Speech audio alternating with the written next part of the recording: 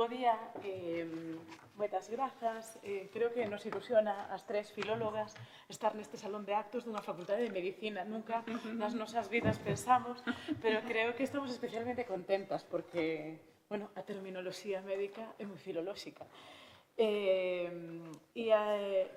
curiosamente, estamos tres filólogas nunha facultade como a de medicina para falar de algo que non adoita atribuirse á filoloxía, que parece que só estamos centradas nas palabras ou nos estudos así máis sisudos, non? Que teñen que ver coa lingua e a literatura, e porén todo o que nos dedicamos é a falar da vida.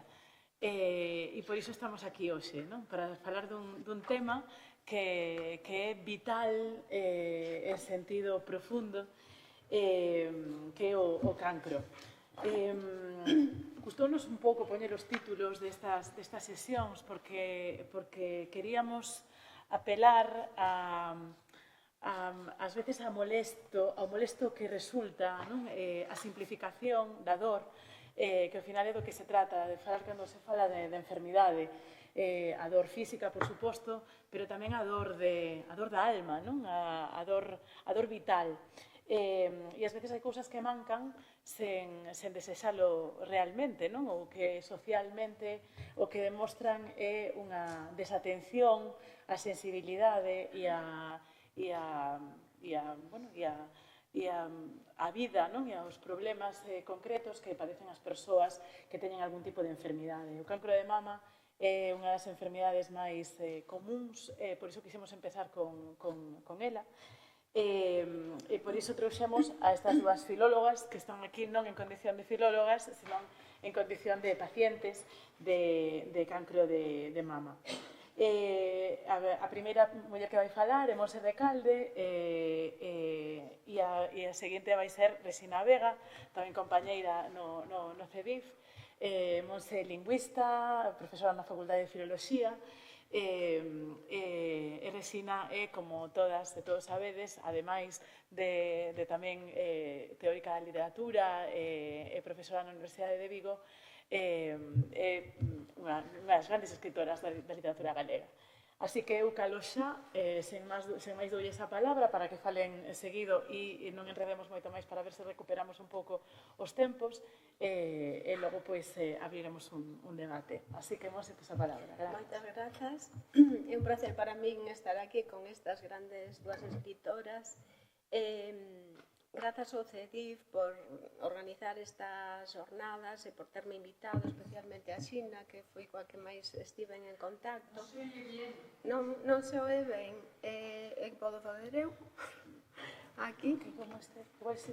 Berrar máis? Non, espera. Vale. Así mellor, vale. Sí. Perfecto.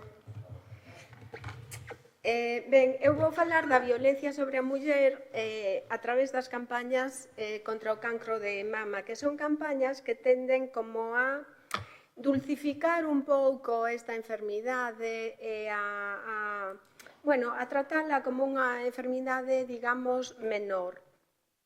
Según datos das EONS sobre o cancro de mama, é o tumor máis frecuente en España entre mulleres, hai un 30% do total, é o máis diagnosticado dende 2021, superando o de pulmón, por exemplo, segundo a Axencia Internacional para a Investigación sobre o Cancro estadounidense, é a principal causa de morte tamén entre mulleres. Unha de cada 8 mulleres terá cancro de mama ao longo da súa vida. En España morren máis de 6.000 mulleres, unhas 6.500 ao ano por esta causa. A incidencia, ademais, nas mulleres de menores de 45 anos vai aumentando, co cal non hai moitas razóns para considerala unha enfermidade menor nin trivializala como fan moitas das campañas de concienciación contra o cancro. Entre os factores condicionantes desta enfermidade están os disruptores endocrinos, que son partículas derivadas do petróleo e metais pesados, que afectan o noso sistema hormonal e forman parte da composición de produtos de limpeza que nós tanto utilizamos, como de cosméticos e produtos de hixiene femenina, moitos dos cais forman parte dos componentes que algúns destas marcas cosméticas que participan anualmente nas campañas de concienciación contra o cancro, donando parte dos seus beneficios a institucións investigadoras. Aquí na diapositiva teño, por exemplo, un caso que saiu en Francia hai máis ou menos 10 anos, en que se atopouse glifosato no algodón de tampóns, de compresas e de outros produtos de hixiene femenina e tuveron que retirar das baldas dos supermercados miles e miles de paquetes. O fabricante de OB, que é unha marca de tampóns, é Johnson & Johnson, que é unha filial de Janssen, que é un laboratorio que fabrica tratamentos contra o cancro, entre eles próstata, etc. Ou seja, que por unha parte cúranos e por outra parte, en fin. Nesta páxina de SkinDev, por exemplo, é unha páxina que se pode consultar para ver os componentes potencialmente nocivos e canceríxenos dos produtos cosméticos que utilizamos moitas mulleres, barras de labios, maquillaxes, champús, etc.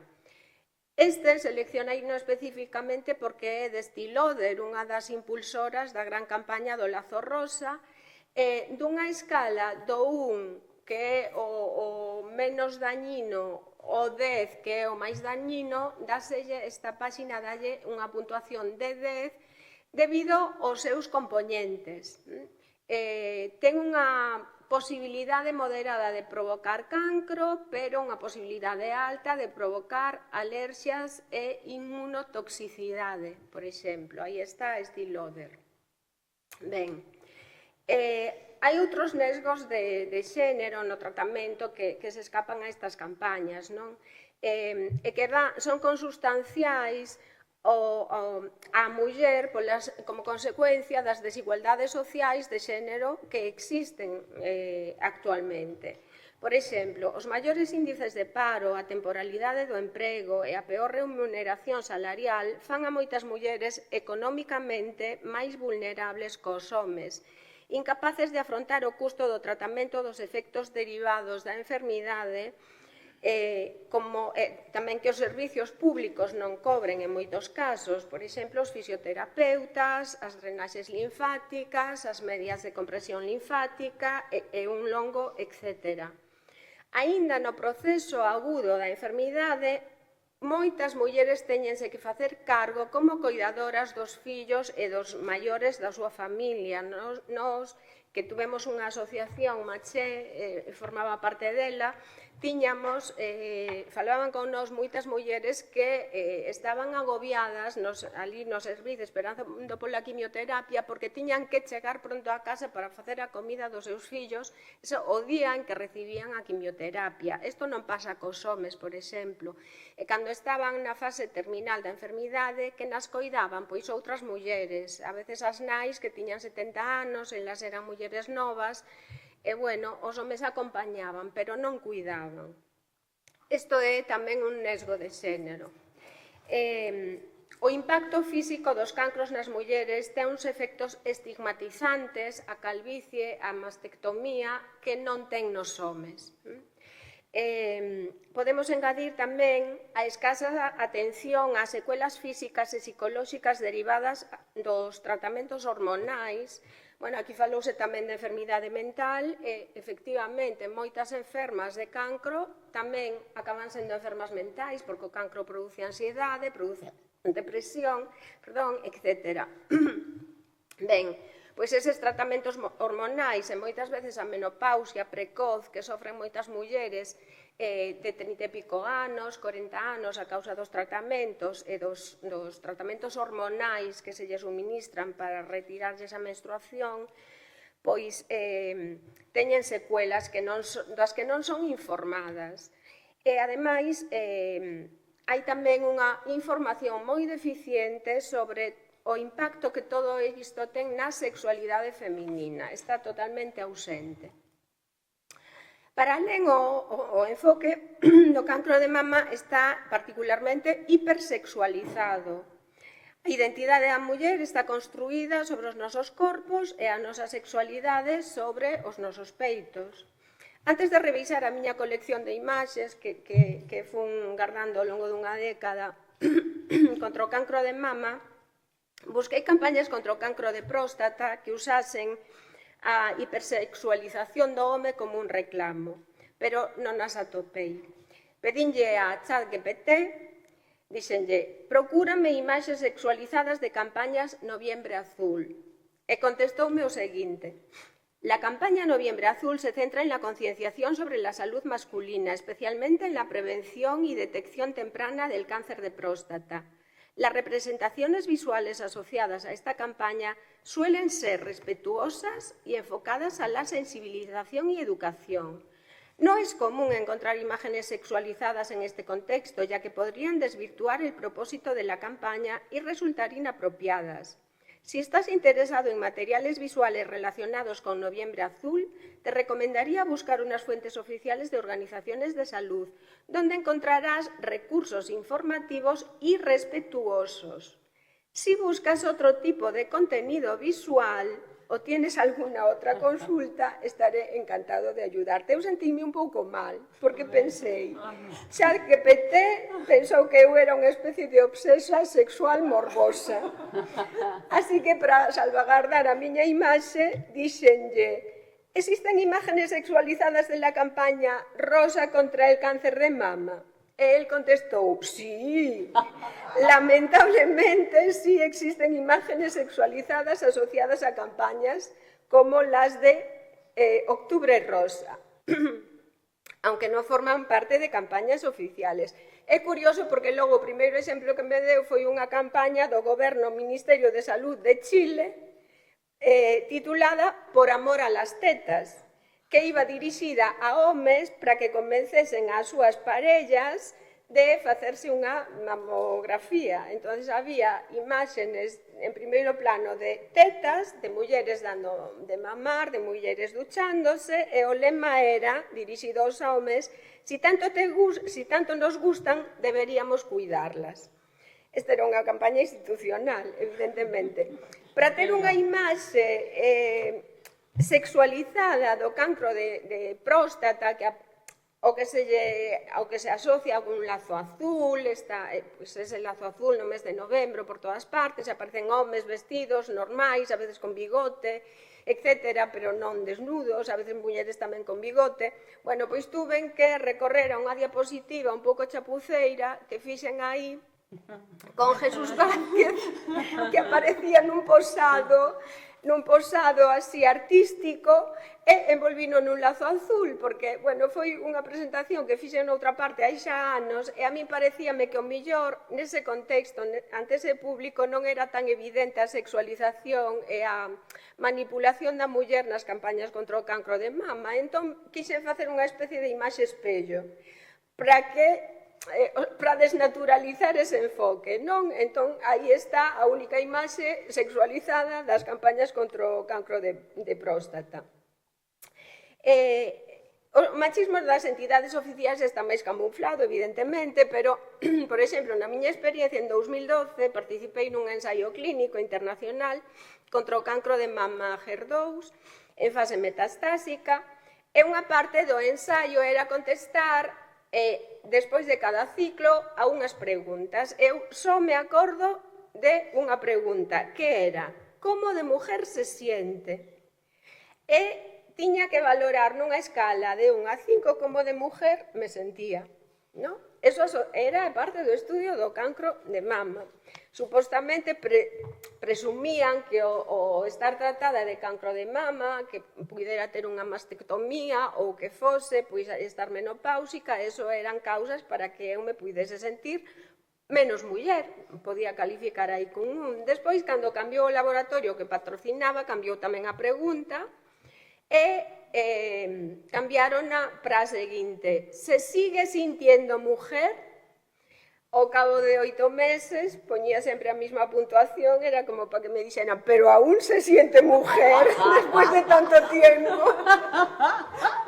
Eu, pois sí, son moi cabezona. Ben, O cancro de mama non só está hipersexualizado, senón tamén hipermercantilizado. Está hipersexualizado precisamente para poder hipermercantilizalo. Baixo o pretexto de colaborar na loita contra o cancro de mama, cada ano as corporacións participan na campaña do Outubro Rosa. Aparecen escaparates, concursos de escaparates do Día contra o Cancro de Mama, aparecen cousas moi inverosímiles. Os contedores que conocemos, témolos en Santiago, son os contedores Teta, recicla vidrio por ellas, dan de cada kilo de vidrio €1, vai para causas contra o cancro de mama, non sabemos moi ben como, pero incluso en Estados Unidos houve unha campaña de Shoot for the Cure, no que se promovían revólveres de cor rosa para axuda a causa do cancro de mama, e aí veñen os policías cos seus revólveres de color rosa. Bueno, pois eso. Ben, a abordaxe publicitaria desta enfermidade ten un universo simbólico propio no que a cor, as metáforas e as imaxes dos corpos das mulleres colaboran na construción dunha identidade mistificada da muller en xeral e da enferma de cancro en particular. Moitas veces son as propias enfermas ou familiares de enfermas, aquí temos a Bimba Bosé ou a Marta Sánchez, que tuvo unha irmá que morreu de cancro, ou a Terelu se chama, que tamén enfermou de cancro de mama, creo, que colaboran neste tipo de campañas dulcificadoras. Por iso eu titulei esta charla aí poñéndolle o nome violencia sobre a muller, porque penso que nelas hai un exercicio de violencia simbólica, porque é unha violencia sutil que transmite as ideoloxías dominantes que históricamente nos identificaron como obxetos sexualizados pro consumo, nas que nós mesmas participamos e as que nós mesmas legitimamos moitas veces. E non só famosas, senón persoas, mulleres comúns e correntes, que inconscientemente, supoño, participan neste tipo de campaña rosa. A elección da cor non foi casual.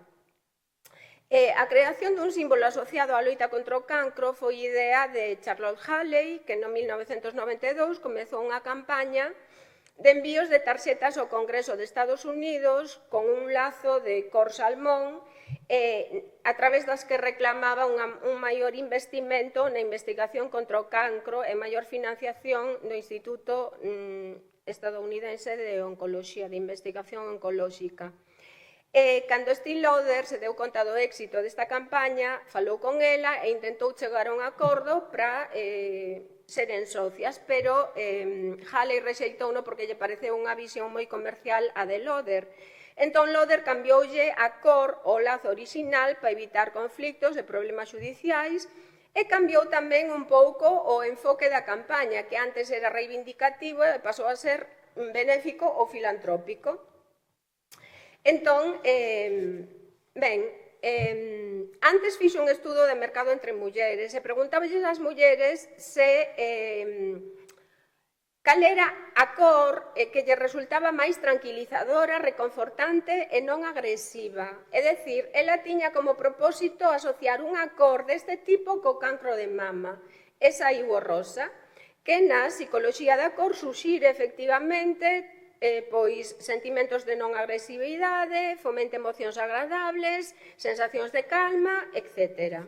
E ademais relacionase pois con a identificación da muller nena as que nos visten de rosa cando nacemos, amables, doces, inocentes, románticas e inxenuas. A invocación destes atributos aparece nas campañas contra o cancro, acompañado tamén da metáfora bélica do exército, o rosa e o exército. Están ambas moi relacionadas co pensamento positivo que nos impoñen estas campañas que venden sorrisos, vendedoras de sorrisos. Sonríe con el rosa, Octubre Rosa, las sonrisas que luchan contra el cáncer de mama. No seu libro, Sonríe o muere, la trampa del pensamiento positivo, Bárbara Ehrenreich Califica o pensamento positivo como a tiranía de tatuarse un sorriso. O pensamento positivo desenvolvese ligado ao capitalismo de consumo e á economía de mercado que nos anima a desexar cousas todo o tempo. A mensaxe transmitida é que podemos conseguir o que desexemos con só pretendelo e esforzarnos. O pensamento positivo proscribe emocións como a carraxe, o medo, o pesimismo e provócanos como autoculpabilidade ou remorso por non experimentar esas emocións positivas e por ter emocións negativas, como me cago no cancro, non? Uns meses antes de morrer, Bimba Bosé concedía unha entrevista á revista Hola na que se amosaba optimista por riba de todo e decía: «Estoy convencida de que me voy a curar, porque quiero vivir», sostivo, querer e poder. Se o cancro é unha guerra, o positivismo é unha arma. Acaso as que morren queren morrer? Logo está a metáfora bélica. A encarnación do positivismo tamén, alén dos rostros felices, son as mulleres loitadoras, guerrilleiras e heroínas. En decembro de 2014, a Asociación de Loita contra o Cancro de Mozambique lanzou, xunto coa Mozambique Fashion Week Cancro, unha campaña de gran difusión para prevenir o cancro de mama. Era un cómic protagonizado polos torsos descabezados, ou sexa, sen identidade, da Muller Maravilla, a Muller Hulk, a Muller Trono e Catwoman, facendo unha autoexploración mamaria. Grandes mamas, non cabezas. A súa ausencia é significativa, a ausencia das cabezas, que é o que os rostros nos identifica, non? Como persoas. É un mundo de ficción con mulleres hipersexualizadas e sen identidade. Por outra parte, Avon apela á cruzada medieval, a cruzada contra o cancro recentemente na última campaña de Avon. Ganarle al cáncer de mama, promesa para ganarle al cáncer de mama. Promesa, cruzada, religión. Sobre a metáfora bélica, as psicólogas Daniela Rojas Miranda e Loreto Fernández din que promove unha actitude entre os pacientes, os seus seres queridos e os equipos tratantes que moitas veces dista de ser terapéutica, coaccionando os pacientes a asumir un discurso e unha postura frente á enfermidade que entorpece os procesos adaptativos e os posibles dos ligados ao curso da patoloxía oncolóxica e os seus tratamentos. O corpo da muller convértese nun campo de batalla, o cancro é o inimigo que hai que vencer. Non son as nosas células modificadas que medran sen control, senón un ente externo que nos invade. E as enfermas quedamos, en certo sentido, alienadas dos nosos corpos, non? O cancro é como algo distinto ao noso corpo. Cando as opcións terapéuticas se esgotan e xa non hai razón para o positivismo, deixamos de ser obxecto de interese, somos menos valentes e tiramos a toalla e nos resistimos a probar novos medicamentos infinitamente para poder vivir pouco máis con menos calidade. Onde están as mensaxes que nos din que a vida segue ata o final, ata que nos o decidimos, mentre nos sentimos ben, aínda que nos envíen a cuidados paliativos, podemos ter calidade de vida. Pero neste tipo de campaña xa non hai motivo para loitar, non? Porque a loita xa está perdida. Ben, a imaxe da muller, pois aparece, son mulleres sempre novas, sorrintes, por veces son famosas, de corpos normativos, que moitas veces están espidos en pousados artísticos, con escorzos sensuais, e a veces pois con algún fetiche, como o colar de Marta Sánchez, que se desnudou para animar as mulleres a que se fagan revisión. Entón, por iso digo que participamos moitas veces neste mundo, non? Nesta violencia. esta imaxe romántica, inxenua, glamurosa, sensual, ten pouco que ver coas imaxes de mulleres reais. A única excepción que coñezo foi Bimba Bosé, que si deixou ver as súas cicatrices e a súa mastectomía con unha camiseta transparente. Non sei como vou de tempo. Pois a verdad que non estaba moi pendente porque estaba tan atenta. Sí, bueno, podes un poquinho máis. Vale, senón acabo. Ben, finalmente só quería falar dun paso máis que se dá neste tipo de campañas, que é o que deu a Fundación Estampa, coa súa campaña Cambiémosle la cara al cáncer. A Fundación Estampa é unha organización sin ánimo de lucro, promovida por Estampa, que é unha asociación de industria cosmética. Según di, na súa página web, persegue apoiar a mujeres con cáncer, ayudándolas a restablecer su propia imagen, recuperar la autoestima y llevar adelante su lucha contra la enfermedad con mayor confianza a través de la implantación en España del programa internacional Ponte guapa, te sentirás mejor.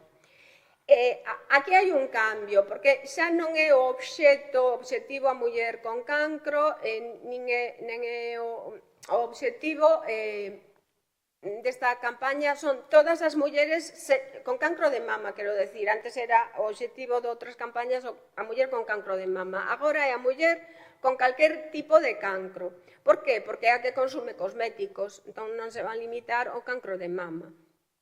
Entón, bueno, é unha asociación recoñecida como asociación de interés xeral polo Ministerio de Sanidade e Servicios Sociais, está formada por marcas como estas, que figuran nesta diapositiva, e foi a hospitais de toda España, a servicios de oncoloxía,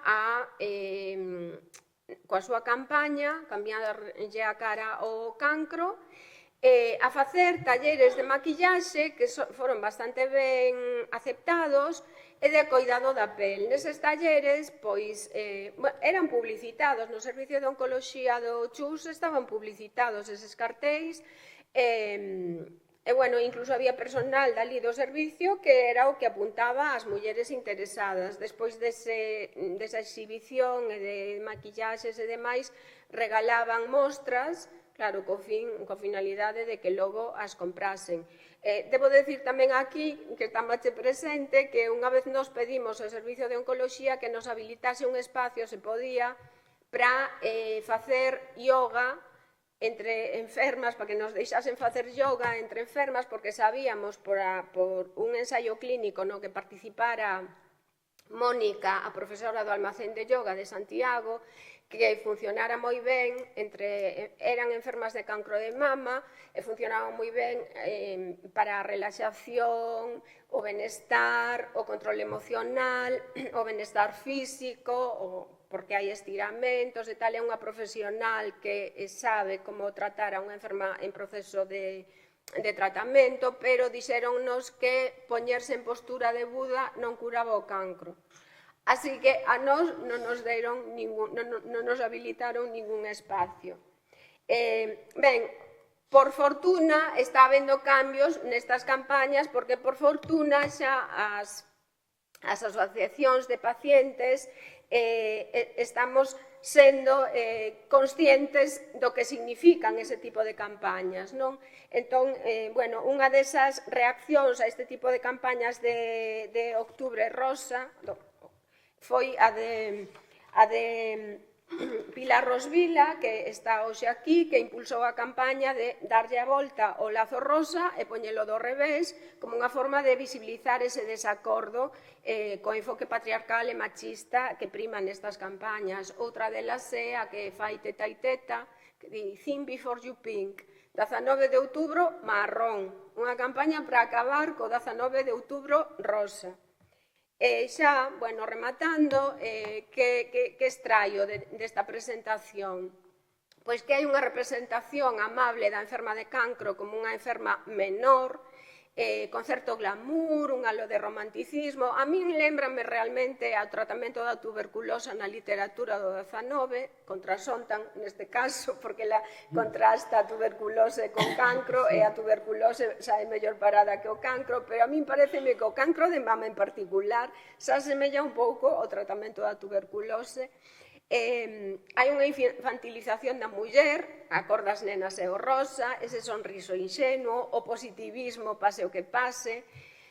Paradoxalmente tamén acoden a metáfora da guerra, o cancro é un inimigo externo, está fora dos nosos corpos e témolo que derrotar. As marcas de produtos estéticos, cosméticos, forman parte dese exercito que é o noso aliado. Hai que confiar nelas.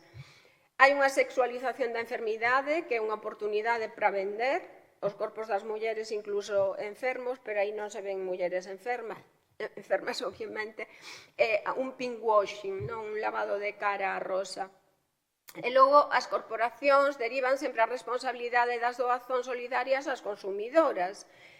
Isto vai parar a esta causa se compras o produto, pero podían non facelo, podían doar como unha iniciativa da marca, sin máis. E despois esa violencia sobre as mulleres, eu pregúntome se somos, e creo que sí, somos colaboradoras necesarias dun tratamento que nos prexudica, pois eu penso que moitas veces sí. E nada, pois moitas gracias por aguantar esta charla.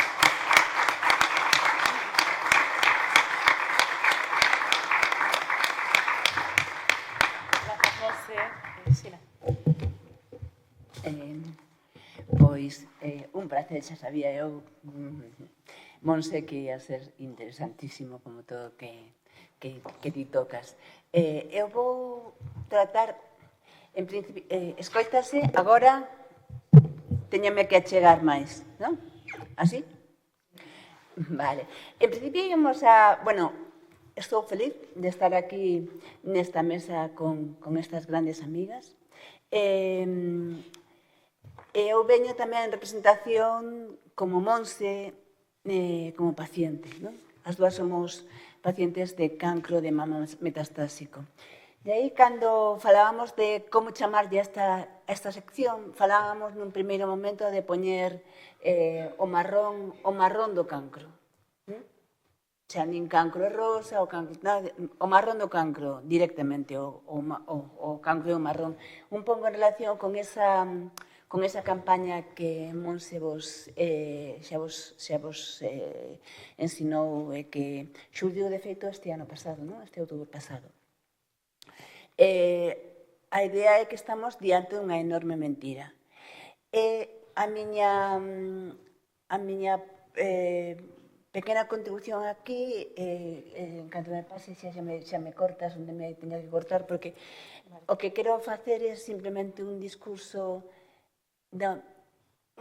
vivencial relacionado con reflexións dun proceso de cancro metastásico moi recente. Estou no segundo ano de supervivinte e dar un xeito, dicir, algunhas varizas de todo o que fun pensando durante este tempo e aquilo que me pareceu relevante. A ver se eu consigo sintetizar o máximo posible e se pode servir para que teñamos algún tipo de debate logo, vale? En principio, recordemos os datos que nos deu Monse xa. Unha de cada 8 mulleres vai ter cancro de mama no mundo. En España morren alrededor case 7.000 persoas, 6.500 longas. Cada ano, a consecuencia do cancro de mama metastásico, de esas porcentaxes tan altas de prevalencia de cancro, alrededor dun 30% das mulleres diagnosticadas de cancro van desenvolver cancro metastásico. Eses son os datos que temos agora mesmo. O cancro metastásico é incurable e, evidentemente, a cifra de case 7.000 persoas, case 7.000 mulleres cada ano en España mortas por cancro de mama e por cancro de mama metastásico. Co cal estamos falando de algo que non é ni moito menos rosa, ni vai moi contra esa idea de que, bueno, 90 ou 95% das mulleres que teñen cáncer é o cancro bo, o cancro que non se cura, o cancro que se cura. Pensade que mesmo no caso de que se cure unha vez, hai un 30% de posibilidades de que se converta en incurable. É altísimo. Co cal, realmente, non estamos falando dun cancro menor en absoluto. E a segunda causa de morte das mulleres en España, logo dos accidentes cardiovasculares. Temos estas cifras contextuais que son realmente importantes. E tamén temos que pensar na diferencia de países e de tratos, de sistemas sanitarios. Pensamos que nos países ricos alrededor de 80% das mulleres vive supervivente de cancro de mama. Nos países pobres só alrededor do 50% que han de superar a enfermidade independentemente do seu estadio. O cal xa estamos falando dunha inequidade realmente moi relevante. No caso do meu tránsito, eu quixera primeiro reflexionar sobre todas as eivas que vin no sistema sanitario para tratar enfermidades e probablemente marcadas moitas veces con sesgos sexistas. Eu fun con problemas, eu tivera en 2023, tivera unha analítica da universidade, decir, que saíra perfecta, pero logo, empecé a ter sobre o outono, a principios do inverno, unhas dores musculares recorrentes que non desaparecían e que ian cambiando de lugar. Eu fun ata 6 veces a un centro de atención primaria. 6 veces. 6 veces nese centro de atención primaria, sen un requeñecemento específico, recetáronme pastillas contra as contracturas musculares. Nunha delas, concretamente, na que eu cheguei referindo moita dor e entrei por urxencias e empecé a notar que había algún tipo de tumoración nun dos meus peitos, quixenlle ensinar o médico que estaba nese momento facendo a garda de urxencias e díxome, cando me viu simplemente co xesto de irlle ensinar a miña tumoración, dixe, vistas, que hace? Vistase, señora. Enseguida me deu o diazepam. Iso está pasando en 2023, 2024, hoxe mesmo, nos centros de saúde. Un mal diagnóstico, un infradiagnóstico. Neste caso, con pacientes que chegan con problemas musculares que de seguida son medicados sen ningún tipo de recoñecemento físico. Unha vez pasado este problema, o que cheguei a través da privada, logo tiven que recorrer a fisioterapia privada, que foi desde onde se me dixo que debería pasar un TAC, non desde a pública. Unha vez que cheguei e entrei como corpo enfermo ao sistema de saúde, ao Sistema Nacional de Saúde, tamén observei realmente aspectos positivos e aspectos negativos. Por unha parte, os aspectos negativos en relación co cancro de mama en concreto, é a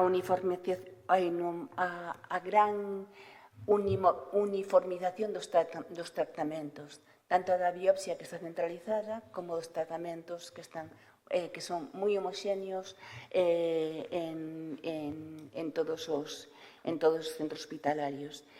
E, ademais, outro elemento que me parece fundamental, e probablemente non sei de cando data o feito da existencia dunha enfermeira de apoio para os casos de cancro. É recente ou xa... Eu creo que no Chou se implantaría hai 10 anos, non mache máis. Non hai moito. Non hai moito. Sí, bueno, é unha enfermera que te recibe cando debutas. Sí, che indica todo o protocolo. Pero non hai unha enfermeira para cada enfermo de apoio, Hai unha enfermeira que te recibe cando debutas e te informa de todo o protocolo. E iso ten máis ou menos canto tempo de existencia? A ver, a 10 anos. 10 anos prácticamente son. Non, 10. Non hai moitos.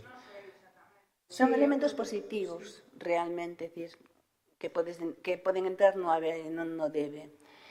Pero no debe, a verdade é que eu atopei un trato, para min, ese momento de ingreso no hospital foi unha temporada no inferno. Foi realmente unha experiencia profundamente negativa. Por unha parte, porque un enfermo que debuta con cancro de mama metastásico e, polo tanto, un enfermo de cancro coa vida comprometida, en xeral, todo enfermo que ten a vida comprometida ten que ter un tratamento, un protocolo que preserve a súa saúde mental. En ningún momento, no meu caso foi o Centro Médico Povisa, houve un apoio psicolóxico correspondente despois de diagnósticos deste calado. De feito, a psicóloga da Asociación Nacional do Cancro apareceu ao longo de unha semana e media, unha vez. Non podemos dicir que iso sexa ningún tipo de apoio psicolóxico en condicións, non? Tamén a falta de protocolos no tratamento do persoal de enfermería en relación con enfermos graves, enfermos diagnosticados en perigo de morte. Non podemos ter esa inhumanidade como se está dando agora mesmo nos hospitais. Un enfermo de cancro, un enfermo que ve realmente a súa vida en perigo, ten que ter un trato exquisito e ten que intentar que a analxesia e que todos os procedimentos funcionen coa maior precisión. No meu caso, por exemplo, eu entrei sana na miña mente e tal, e pola noite estaba tirada nunha cadeira sen poderme levantar porque tiña metástasis ósea e os celadores moverame dunha maneira moi brusca e fixérame que estallar, realmente unha fractura na miña columna por unha falta de protocolo, por unha falta de cuidado. Ao mesmo tempo, con esa fractura que me causaron os celadores, non querían as enfermeras de garda de noite non querían administrar máis analxésicos.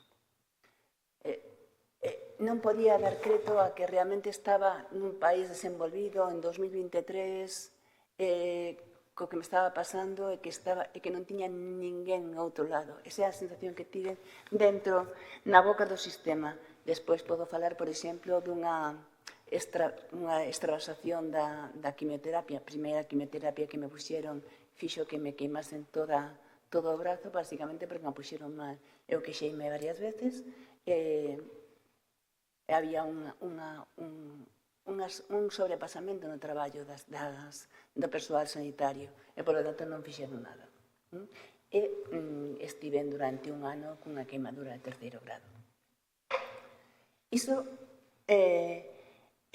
foi parte do meu contacto, ademais, por exemplo, neses terribles 15 días, da idea do criterio de agrupación por habitacións, por exemplo.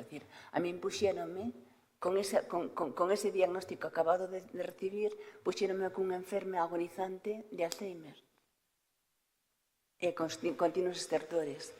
Iso é nunha violencia extraordinaria e na que parece que ninguén está vendo, non? Si realmente, que estamos centrados na cura e non no cuidado. Os cuidados que se están desenvolvendo agora mesmo nos centros de saúde, nos hospitais públicos, en gran parte son o horror. Así foi como eu vivín. Ningún tipo de piedade para alguén que realmente está vendo xa a vida desde outro lado. Creo que é fundamental establecer a importancia dun protocolo da oncoloxía integrativa, como os dice Salvador Ramos, presente aquí neste acto. A unha visión máis complexa, máis global, que teña que ver cos cuidados, porque a parte psicolóxica é fundamental nun enfermo, e máis nun enfermo de cancro. Curar e coidar, non? Son dous elementos ou dous mandatos que teñen que ir a par. Por outra parte, tamén se falaba da falta de información, que é propia dos procesos cancerosos. A falta de información que temos coa quimioterapia. A quimioterapia é un dos procedementos terapéuticos máis lesivos que existen. De feito, se falase de un lobo que traballa contra outro lobo, non deixa de ser un lobo. Con secuelas de por vida, que nós imos arrastrando como podemos. Chama a atención que en ningún momento do proceso se nos dá unha información de calidade sobre os efectos secundarios. En ningún momento. Eu creo que é algo bastante xeral. Creo que prácticamente toda a xente que ten a experiencia do cancro sabe ben disto. Hai como elipsis, ¿no? Como generalidades. Nunca se nos explica que vai pasar no noso corpo. Que pasa? E pasan cosas terribles, gravísimas, que nos chean de medo e que xestionaríamos de un xeito moito máis natural se pudésemos anticipar. Non se fai. Como se fósemos nenos, non? A que non se lle pode dar. Esa idea da infantilización está por trás clarísimamente. Un enfermo xa non un adulto, con todas as condicións. Por outra parte, ademais de non informarnos sobre os efectos secundarios, nin informarnos sobre posibilidades de tratamentos para paliar, algo que temos que suplir no boca a boca coas amigas, coas iguais. Tampouco hai información nutricional nin apoio de fisioterapia.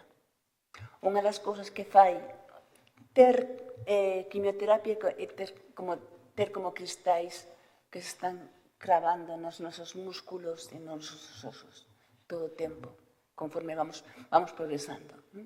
É extremadamente doroso. E, polo tanto, podes entender que a fisioterapia é un elemento moi valioso para axudarnos a sobrepoñernos a esta travesía. Nos servicios de saúde públicos non aparece como un elemento relevante. Non se nos ofrece en ningún momento. Tampouco a dietética. Tampouco está a decir que son elementos fundamentais que temos que ir buscar a outros lugares, como, por exemplo, o que leva Salvador Ramos, no Centro de Talasoterapia de Oia, de Bayona, O que fun porque eu necesitaba sentirme ben, sentíame moi mal e non sabía que facer. A sanidade estaba simplemente entendendo a terapia. E nada máis dos enormes cráteres que está abrindo ao seu redor. Por lo tanto, nin falta, nin información de calidad. Hai 3 minutos xa. Bueno.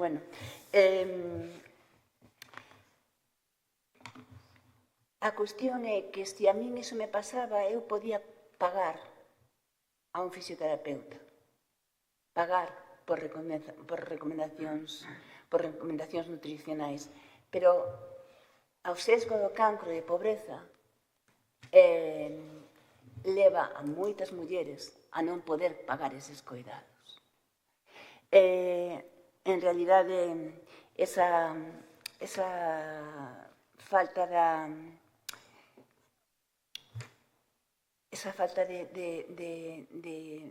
homoxeneidade, de falta de cuidado de como se vive un cancro desde unha situación de tranquilidade económica, de poder ter alguén que te axude na casa, de poder ter alguén que vixíe a túa alimentación e que vixíe e que te axude a paliar as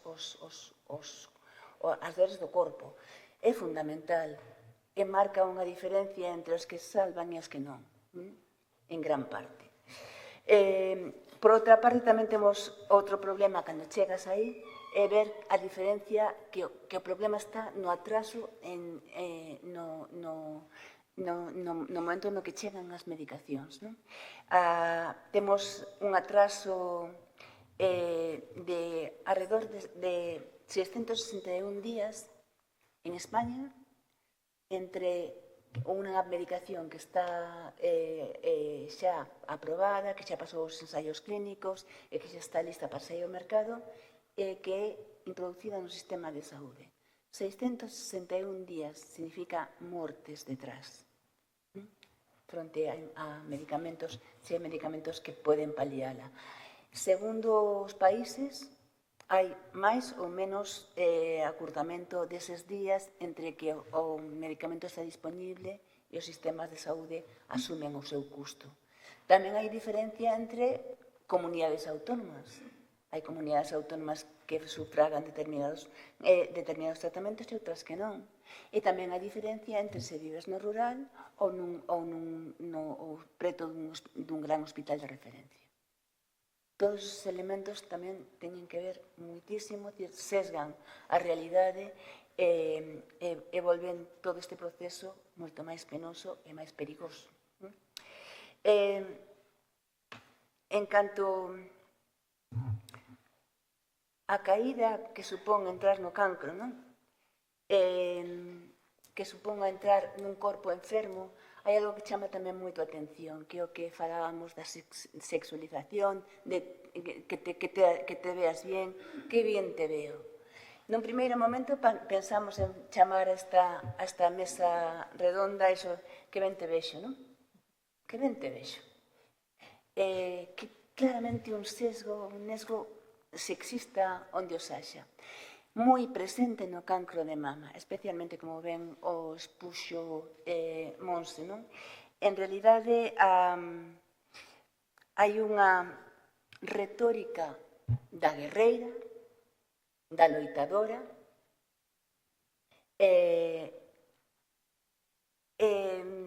unha necesidade de pelexar co sorriso e tamén co coidado físico.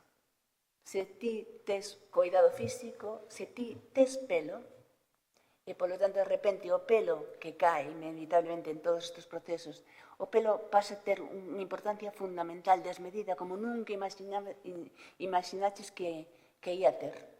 Porque realmente é un estigma. Nos, cando poñemos o pé fora na rúa e a xente ve que non temos pelo, e de repente é o estigma que cae sobre nós. É durísimo psicolóxicamente. Necesitamos parecer atractivas, ter pelo, ser desexables e irlle a facer a comida aos nenos. Esa idea de permanecer ese o doble mandato é especialmente duro, é dicir, realmente duro de levar no caso do cancro e do cancro de mama. Temos que estar aquí. É un cancro que se eleva con actitude, que hai que ser guerreiras, hai que sorrir, temos que maquillarnos, ser guapas, estar ben, porque se estás guapa estarás mellor, e tes que seguir na engranaxe, non? Dentro da engranaxe, algo que te carga cunha dor suplementaria, non? E atroz.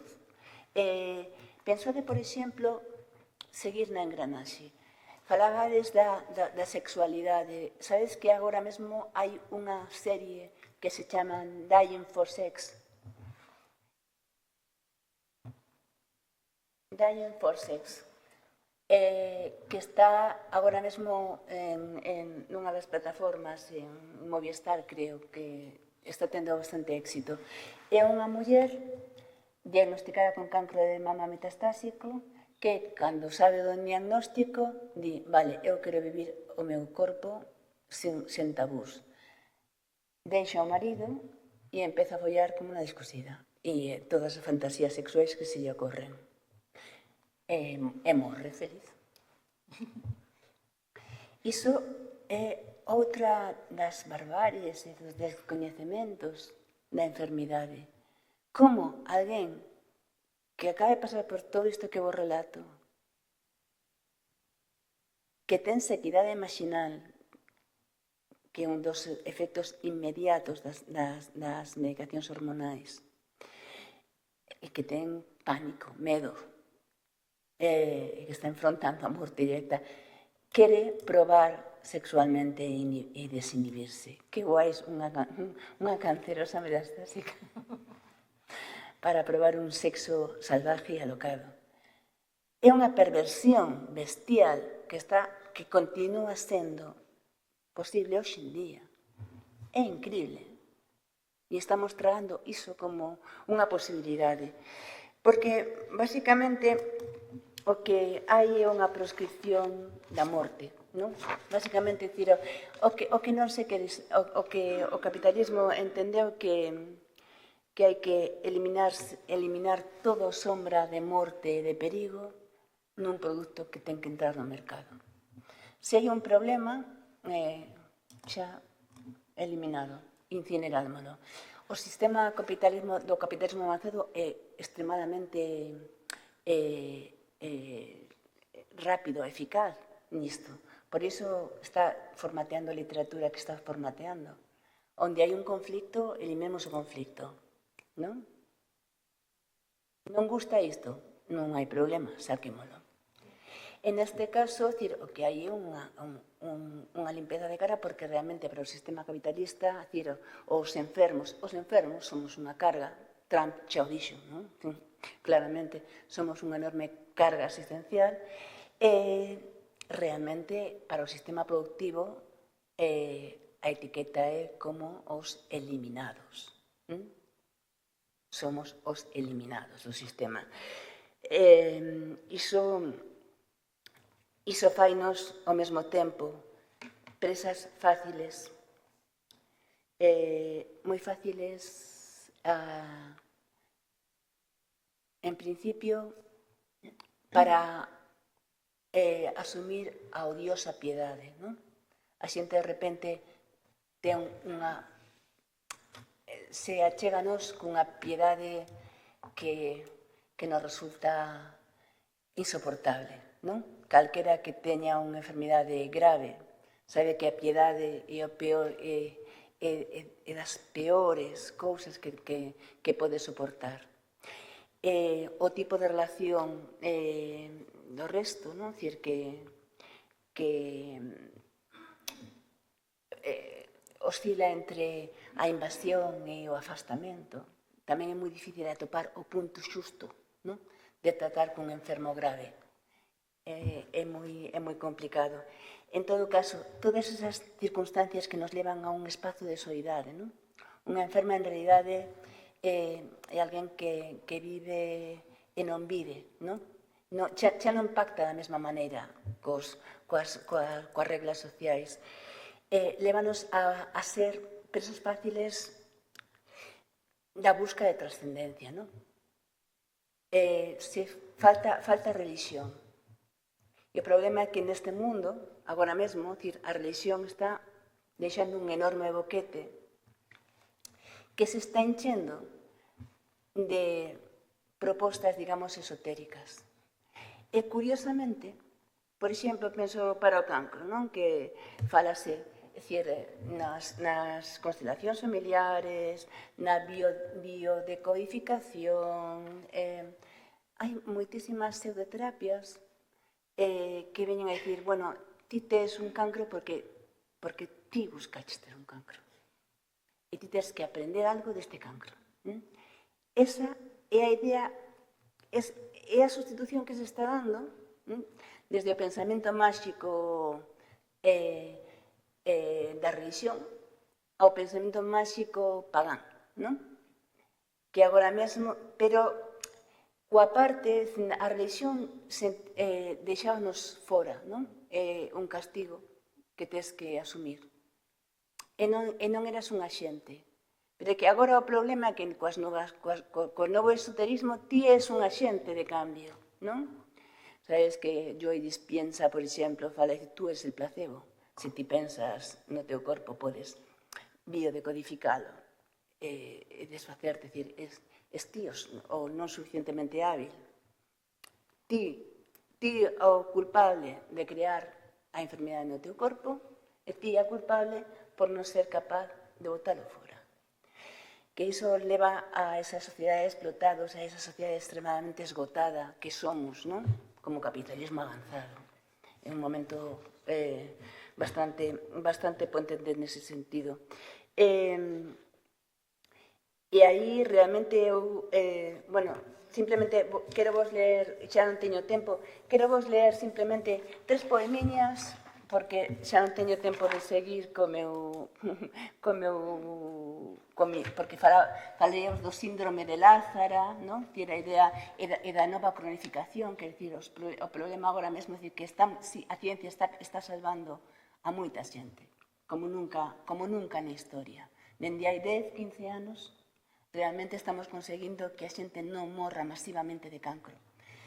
Pero significa que agora mesmo temos unha enorme cantidade de xente, non só do cancro, pensemos no VIH e moitas outras patoloxías, que estamos vivindo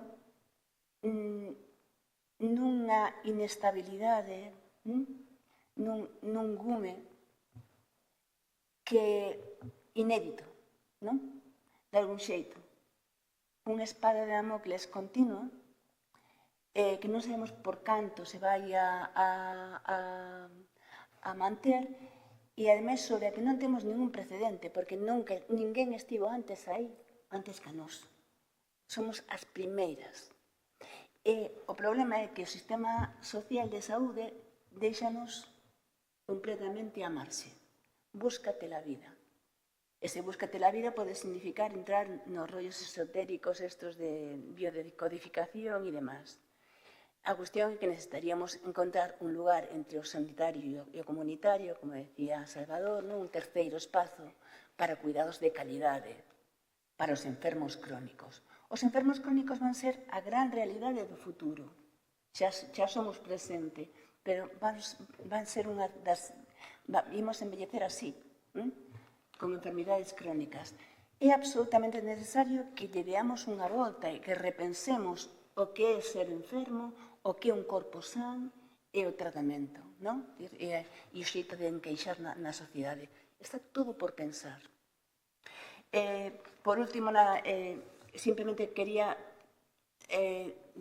vos ler 2 poemiñas que fixen, acabo de facer un poemario sobre a miña experiencia, que supoño que en breve sairá a luz, pero quixera simplemente para que verades un pouco como a reflexión, entrar un pouco nunha cabeza de alguén que pasa por este proceso. O primeiro que vos quero ler titúlase Fátima. Na miña mesa de noite, un elefante barrita coa trompa cara arriba a todas horas. Unha virxe de plástico pintado encerra auga milagrosa que non beberei. Unha medalla do santo acende, azul e branca, o facho da esperanza. Restras de bolboretas, de prata, de plástico, de coiro, de cartón, aniñan no meu altar. Non estou en condicións de rexeitar ningunha axuda. Así que acumulo ollos de cristais, mans de Fátima, cuarzos, ónix, amatistas, ámbar, figas, trevos e candeas. Debaixo da miña cama, un vaso de auga toldada atrapa o maleficio e a carta do sol e da saúde protéxeme cos seus anxos amarelos. Hai loureiro nos recantos do cuarto e foron proscritas as flores secas. Convoco os serafíns, os anxos e os arcanxos. Renego e acredito na vida que non vemos. Mentres o terro colar baixo o magnolio amoroso recanto de suicidas, fúxolle o abismo. Convoco diante do espello loba, loba, loba que me ampare. Se non estivese como estou, chea de medo, aquela que eu fun, desprezaríame.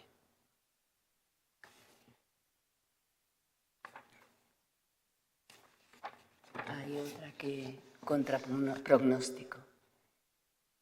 Querer vivir contra prognóstico, como un puro exercizo de vontade, vivir agradecida polo afecto grupal que me sostén, esa delicadeza. No corredor escuro recibo contenta o sol da esmola, reavívome, berro, machuco, cuspo a quen me queira abrazo. Con todo, reparo en que o único que verdadeiramente me importa é o tempo.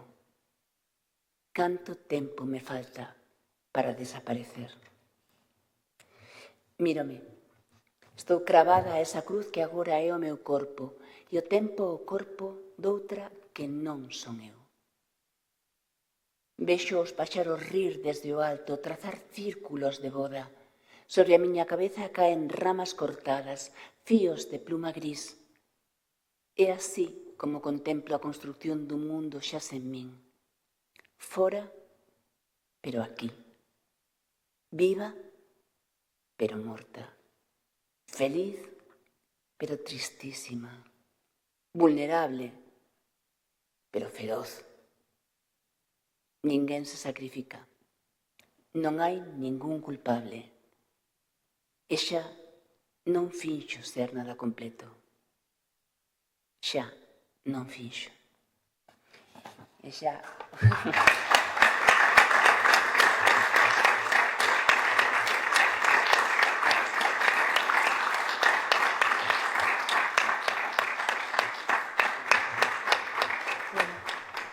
Grazas, Sina. Eu creo que é mellor dar paso á seguinte mesa, porque eu creo que non procede un debate sobre nada do que se contou aquí. Estamos, supoño, bastante de acordo e creo que é fermoso rebatar coa emoción que nos deixou Sina cos seus poemas. Así que damos paso á mesa seguinte. Vale? Grazas.